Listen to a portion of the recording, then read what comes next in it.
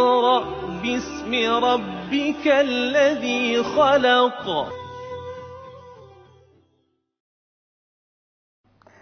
Assalamualaikum warahmatullahi wabarakatuh. Today we'll continue our discussion on juzuk 27. It's a continuation of previous juzuk 26. Alhamdulillah, our discussion will be focusing on 7 surah. Although there are many, what we call it, in terms of the division of the surah, comprises of Surah Al-Zariyat, Surah An-Nur, Surah At-Tur, Surah An-Najm, Surah Al-Qamar, Surah Rahman, Surah Al-Waqi'ah, and also Surah Al-Hadid. But in terms of the unity of theme, I would rather say that for today's discussion, Juzuk 27, we go back a little bit, one surah, that is Surah Qaf, Surah 50, and it goes straight up to Surah Waqi'ah, Surah 56. All in all, in a glance, we can see that it comprises about 445 verses, and you can imagine again, there are many informations that we can gather for the purpose of our leading our life to Jannah, inshallah. So from Surah Qaf, Surah Qaf up to Surah Al-Waqi'ah, it speaks about the belief in Allah, concept of Tawheed, and also belief in Yawmul Qiyamah. So what do we do with all these verses? So let's see one by one as a proof that it speaks on Yawmul Qiyamah.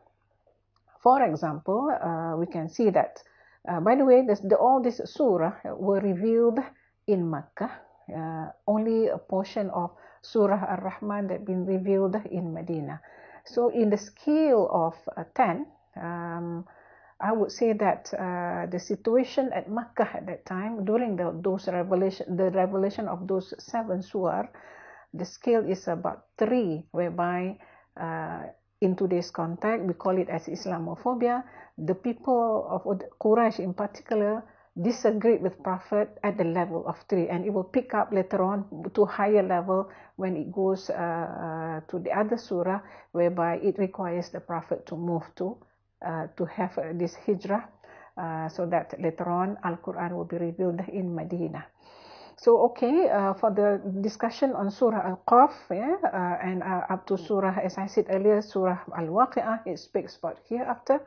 And for example, in Surah Qaf, it speaks about, in specific, Jannah and Nar. Surah, same also with Surah Al-Zariyat, it speaks also about hell, about Nar is our choice to choose, and so also it goes together to Tur, Najm, Surah An-Najm, Surah Qamar, Surah Ar-Rahman, and Surah Al-Waqi'ah. All it speaks about Nar and also Jannah. So we go now with this information in hand. What do we do? So what are our responsibility then?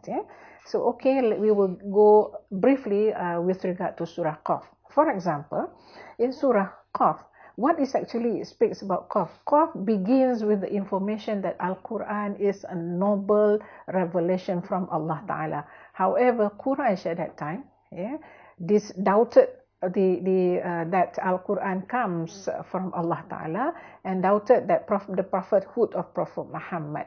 And what more when Prophet Muhammad was speaking on the issue of hereafter. So the same thing that Allah explained further with regard to Surah, the next Surah, that is Surah Al-Zariyat, which we know very well that Surah Al-Zariyat, that we, for students here and also for staff, it speaks about on the responsibility of Muslim as a whole. For example, in Surah 50, verse 56, from Surah Al-Zariyat, وَمَا خَلَقْتُ الْجِنَّ وَالْإِنسَ إِلَّا لِيَعْبُدُونَ,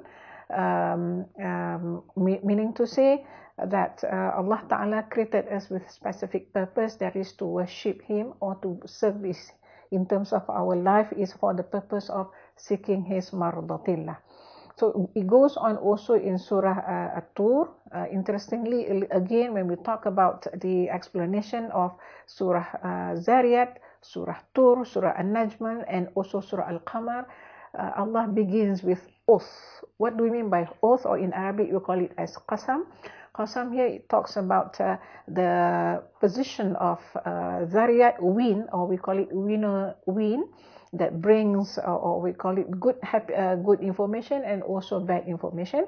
At the same time, Tur, it speaks about what we call it mountain which specifically or indicating strength.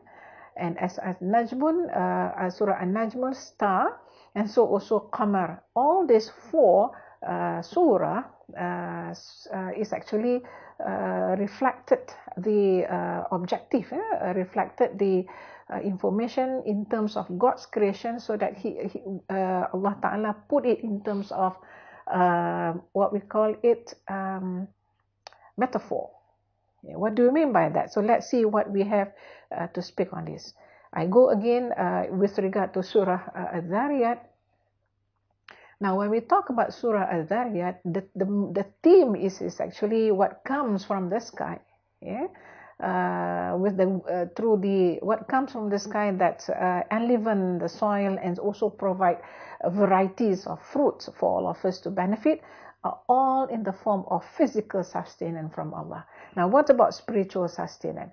When we talk about spiritual sustenance, wahyu is also from Allah Ta'ala, from heaven, by which that speaks on the guidance that we Muslim has to follow, and also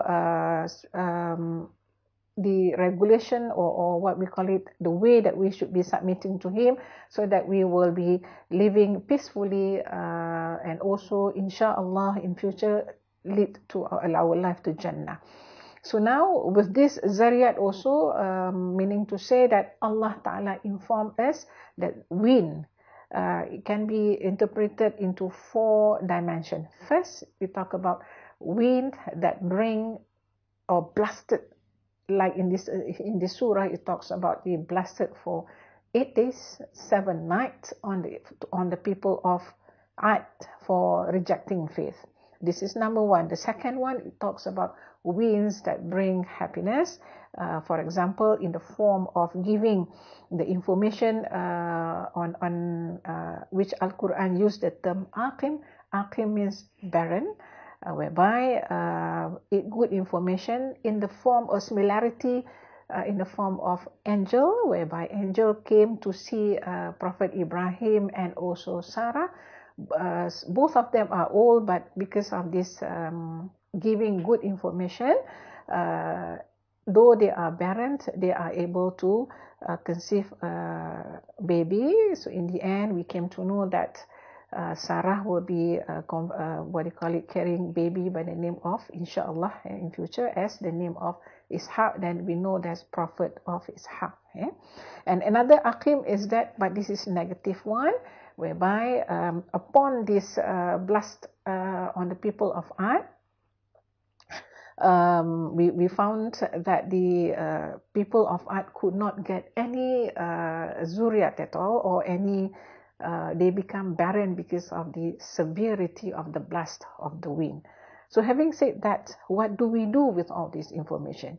The next surah move on that talk about Tur or mountain.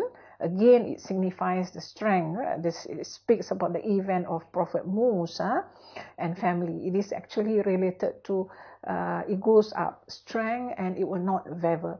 But the theme of this surah, as I have said earlier, it talks about the nobility of what we call it Al-Quran. It will never change, because Allah Ta'ala mentioned in other verse that says, Nahnu nazzalna zikra wa inna lahu lahafizun. We are the one who sent the reminder, and we are the one who going to protect it. So Tur here, it means it's a form of metaphor that what we call it, to indicate that the strength, just like Tur, so also the verses of Al-Quran will stay put, inshallah, by the will of Allah. So we have the role to play into that, to make it relevant into this context. Now move on also to Surah An-Najm. Surah An-Najm is again talking on the issue of victory. victory in the sense that victory information given to Prophet Muhammad alaihi salam, whereby Allah informed revelation is real and not illusion. At the same time, also it is huda or guidance that leads to Jannah. Wal hawa or evil desire lead us to nar. So what do we do with this? Now, so to become to make it what they got some kind of motivation to Prophet Muhammad alaihi salam. Told here it talks about future victory, whereby Prophet Muhammad alaihi salam and his companion will be succeeding in the battle that we found in history, Battle of Badr. Move on to Surah An-Najm. Surah An-Najm, again, it speaks on the further highest level of victory that man can experience, is that the issue of Isra wa Mi'raj. Here in Surah An-Najm, it talks about Ma'nawi, the victory to Prophet Muhammad alaihi salam after he has been severely, attacked, or severely aggressively attacked by the mushrikun of Makkah for not believing the concept of hereafter. So in Surah An-Najm just now, in Surah At-Tur, it talks about Baitul Ma'mur. But now in Surah An-Najm, Allah mentions specifically that the Prophet Muhammad alaihi salam will be moving up, ascent in this event of Isra Mi'raj, higher up there, up to Sidratul Muntaha. So Alhamdulillah, this will be the greatest successful, the greatest information that we can share with regard to Surah An-Najm. Go on to Surah Qamar. Again, it talks about victorious believers of the Prophet who follow the successfuls, following the teaching of Prophet. And it goes on here, reminder, وَلَقَدْ تَرَكْنَا آيَةً فَهَلْ مِن مُدَّكِرٍ. Again, it goes on as a reminder, وَلَقَدْ يَسَّرْنَا الْقُرْآنَ لِلذِّكْرِ فَهَلْ مِن مُدَّكِرٍ. So we have indeed made Quran easy to understand. Remember, then is there any that will receive admonition? So with that, it goes on again to Surah Ar-Rahman. This one vividly Allah mentioned on the characteristic of the Jannah, and so also in Surah Waqi'ah is just opposite of Jannah. So what do we do with all this? So it's a reminder for all of us that life, we have to fulfill our responsibility in the spirit of وَمَا خَلَقْتُ الْجِنَّ وَالْإِنسَ إِلَّا لِيَعْبُدُونَ. Therefore, our objective is to meet Him in the hereafter, to live happily, inshallah. With this, Assalamu alaikum wa rahmatullahi wa barakatuh.